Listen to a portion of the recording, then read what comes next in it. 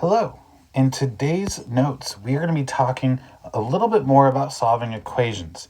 We're going to add a couple new things to what we did in the previous section of solving, and that we're going to today talk about the distributive property as well as combining like terms.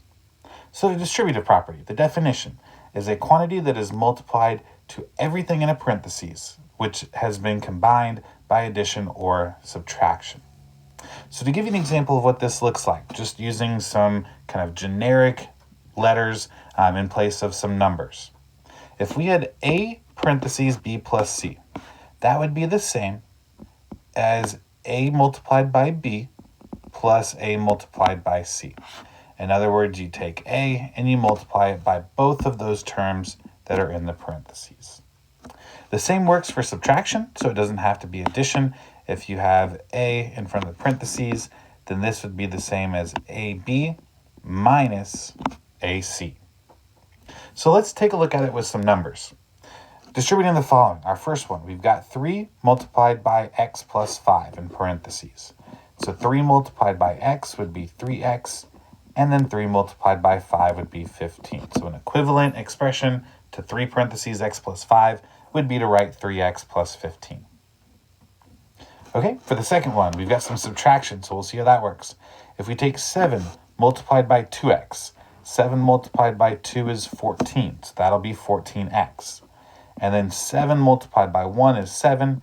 It was subtraction, so that'll be a minus 7. Lastly, with a negative in front, we'll distribute it the same way as we did before.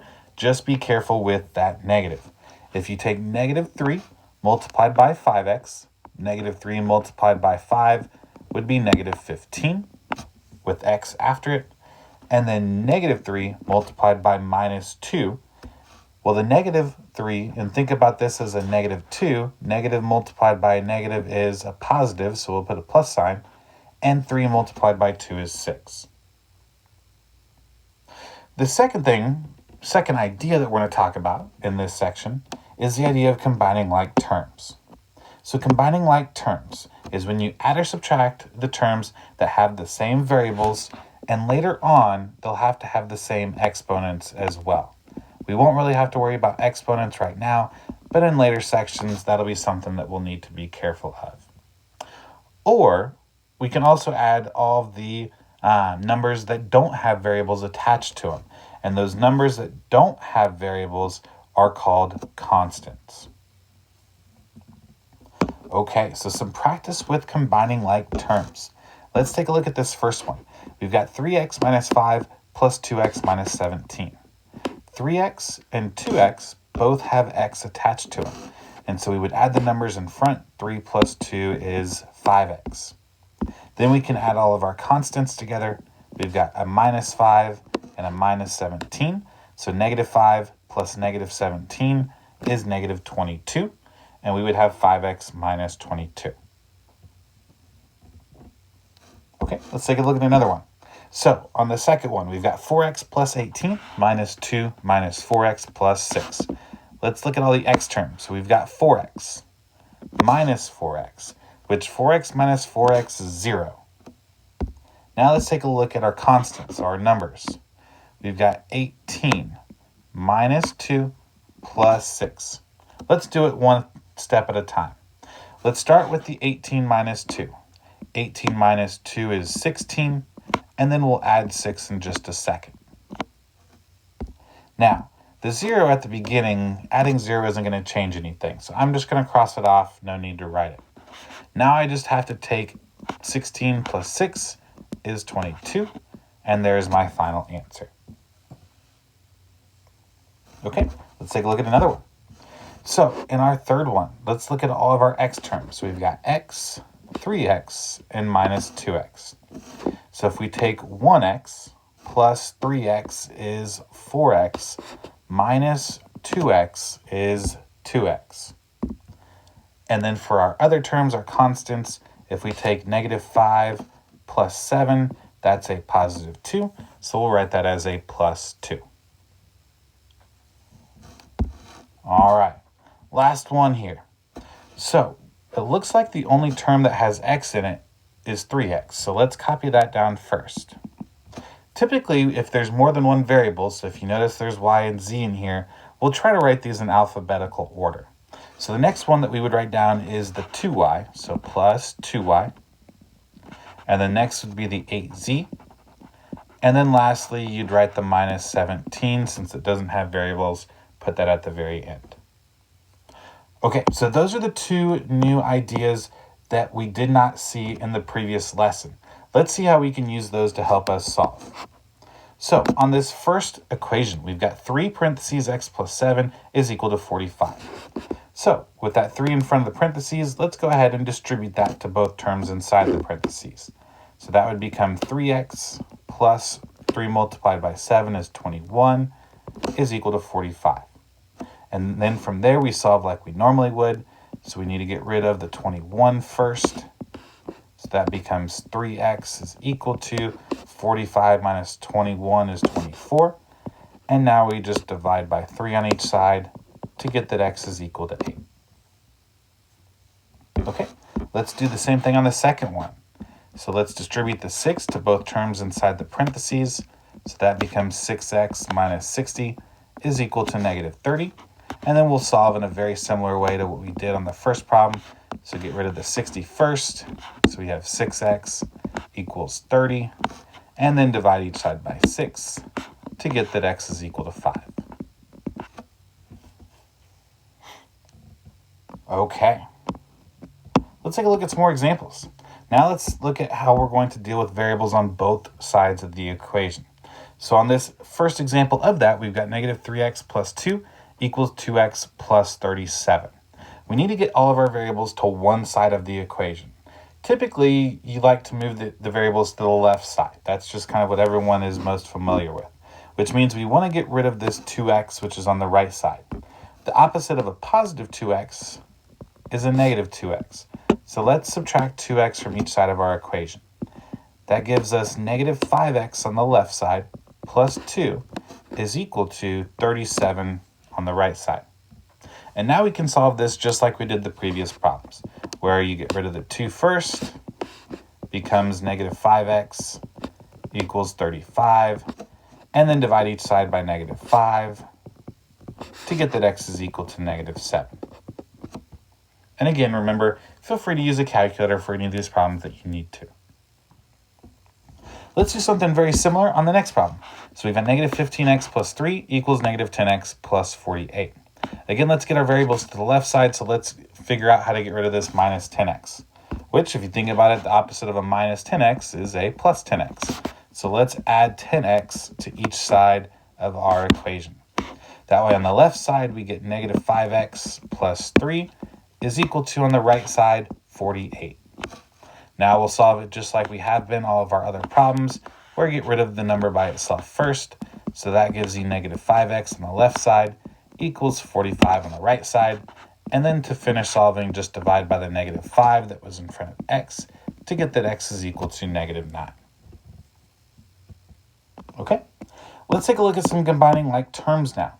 So on the first one, you've got that 7x plus 3x minus 10 is equal to 40. So the terms that we can combine together on the left side is the 7x and the 3x are both contained by x. So if you take 7 plus 3 is 10x minus 10 is equal to 40. And now we can solve just like we have all of the other problems. So add by 10 on each side gives you that 10x is equal to 50. And then to get x by itself, divide each side by 10. And that'll tell you that x is equal to 5. Okay? Just because two terms aren't right next to each other doesn't mean you can't combine them. So in the next problem where you've got a 3 and a positive 1, you can combine those and say 3 plus 1 is 4 minus 6x equals 8. Now the way I've written this, our variable is actually the second thing. So we don't really want to add the 6x to each side. In this case, we actually want to get rid of the 4, since 4 isn't attached to any sort of variable. And so to get rid of the 4, since it's a positive 4, the opposite of a positive 4 is a negative 4, or a minus 4.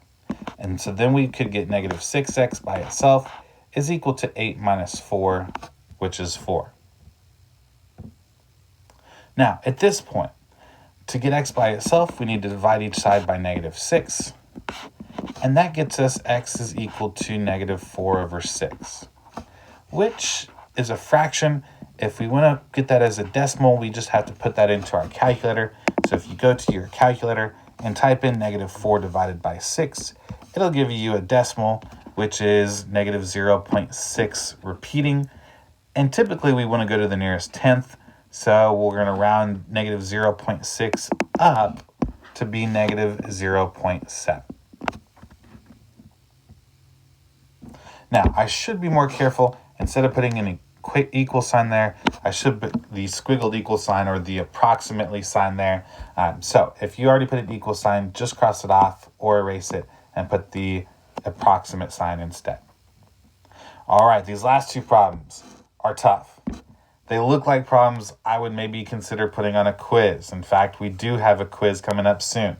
So let's work through these and make sure you know what you're doing. On the first one, I see parentheses first. And when I see parentheses, I automatically start to think about distributing. So let's do that first. Let's go ahead and distribute the -4 to both terms in the parentheses. So -4 multiplied by -5 is a +20 multiplied with x. And then -4 multiplied by 2 is a -8, so I'll write that as a -8. The rest of the problem, I'm just going to copy down after. So the -3x, the -5, and the -30. All right, so there was our distributive property. Now let's combine some like terms. We've got 20x minus 3x is 17x. And then we can put together our constants. So -8 minus 5 is a -13. All of that is still equal to -30. And now we've got this problem set up like we would any other problem where we're solving, which is where we'll get rid of the 13 first. And that gets us 17x is equal to -30 plus 13 is -17. And then to get x by itself, we just divide each side by 17 to get us x is equal to -1. All right, one more to go. So on this last one, again, I see parentheses. That tells me let's go ahead and start distributing. So on the right side, that'll mean 2 multiplied by 3 is 6x, and 2 multiplied by -2 is going to become a -4. The rest of the equation I'll just copy down to the -4x plus 1 on the right side and the 9 on the left side. Okay, let's go ahead and combine some like terms now. So 6x minus 4x is going to be 2x. And then we have -4 plus 1 is a -3. The rest of the equation that equals 9, I'll just copy down. So now to get x by itself, let's get rid of the number that's by itself, which is the -3. So we'll do the opposite and add 3 to each side. That gets us 12 is equal to 2x. And then at this point, to get x by itself, we just have to divide each side by 2. And that gets us 6 is equal to x.